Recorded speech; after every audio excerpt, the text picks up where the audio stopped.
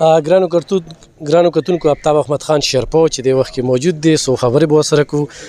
شرپو خان ډېره زیاته مننه، یقینا کوم معادله چې راغلی په دې باندې خبره کوو چې دا کومه لانګ مارچ چې دی او یا کومه دا حادثه مخې ته راغله او د هغې نه پس په پنجاب کې تر دې وخته پورې اف آی آر نه درج کېږي او بیا چې کوم دی نو په وفاق باندې ټوله روړه بوړه ورچي. نو په دې هکله به څه وایي؟ یاره مونږ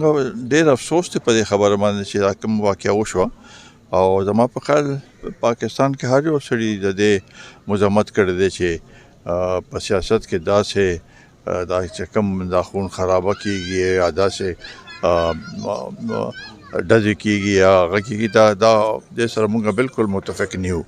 خو بیا د هغې نه پس چې کوم طریقې سره دا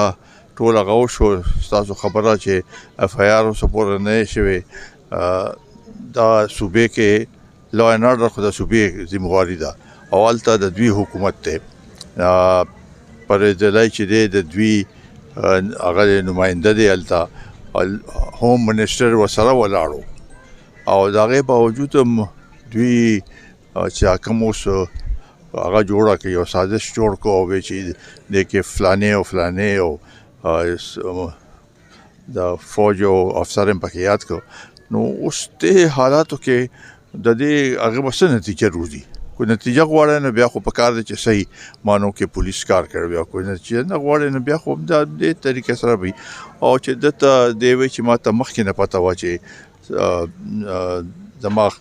خلاف هغه واقعات کېږي او زه به قتل کېږم او ما باندې به ډزې کېږي او دې خاص کر وزیر آباد کې د ویلو. نو بیا دا خو د پولیس کار و چې دا غځای پولیس چې هغوی پوره حفاظتي اقدامات کړي وي هغه نو بجای په هغې باندې نو اوس ټول زور په یو آی جي باندې واچو چې بھئی آی جي لرې کړو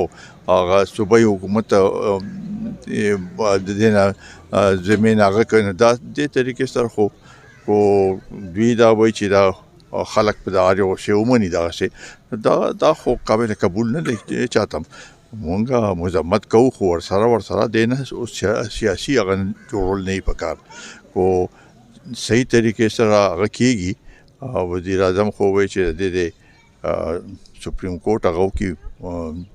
کمیشن جوړ کړي او هغه د ټول تحقیق وکړي. نو بالکل صحیح ده. شرپو خان په تاسو ډېرې حادثې راغلې خو تاسو کارکون له د پرامن اوسېدو چې کوم د میسج ورکړه په داسې حالاتو کې چې بختربند ګاډي ټینکونه روډونه بندول یا بېنظیر بټو چې کومه ده په دې ملک یو شهادت وشو او هغه ټیم کې چې زرداري صاحب کوم میسج ورکړه، نو په دې ټیم کې د لیډرشپ چې کوم کردار دی نو هغې ته په کوم نظر ګورئ؟ ما په خیال دوی خو هغه څه ته چې وایي چې فیس سیوینګ دی نه یو هغه جوړ کړه چې یاره هسې هم هغه سره خلک نو او اوس هر ځای کې زه خو دا هم د دوو صوبو کې د دوو صوبو د پنجاب او د خیبر پختونخوا پولیس او ایڈمنسټریشن خلک هغه کوي او لارې پې بندوي. نو دا خو څه طریقه نه دی چې زه پوره من هغه کومه، نو پوره من هغې کې یا قانوني هغې کې خو لارې بندول نشته که نه. خو دلته دا روزانه چې لارې بندېږي او پولیس ورسره مدد کوي په دې کې، نو په کار دا دی چې وفاق د دې نوټس واخلي او د دې ځای د پولیس والا یا د پنجاب والا د ایڈمنسټریشن سره هغه وکړي چې بھئی دا تاسو څه کوئ، لارې بندول دا دې باندې یا داسې هغه کول چې په هغې کې د خلکو جان او مال ته حفاظت نشي کولی. نو دا خو بیا د پولیسو صحیح کارکردګي نه ده په دغه لحاظ سره. یو اخرنۍ پوښتنه کوم، آرمي یو اداره ده، نن هغه کومه متنازع یا کومې چغې سورې ورپسې وهلې کېږي یا کومه انډیا چینل چې کوم بکواسیات کوي، نو په دې هکله نو اوس د دې حالاتو مطابق زما په خیال دا چې کوم صورتحال جوړ دی په دې کې زه وایم چې فوج په داسې هغې کې ملوث کول زما په خیال دا صحیح نه ده او په دې ټول هغه پکار دی چې دا سوچ وکړي او صرف چې فوج زمونږ په دې هغې کې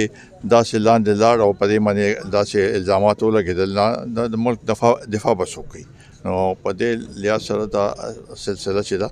دا بندول پکار دی او په دې کې نقصان چې دی امورته دی. ډیره زیاته مننه جی. ګران اوریدونکو، آفتاب احمد خان شیرپو، قومي وطن پارټۍ مرکزي چیرمین، یقینا زموږ په دې سیمه کې چې څونه غم ښادی وي نو په هغې کې د هغوی شرکت چې کوم دی هغه خپل یقیني کړي وي، او دا د مامزه یونین اف جرنلست د صدر فیض محمد د خورۍ چې کوم واده دی نو هغه واده کې ازرایل راغلی او موږ ورسره څو خبرې اترې وکړې. ډېره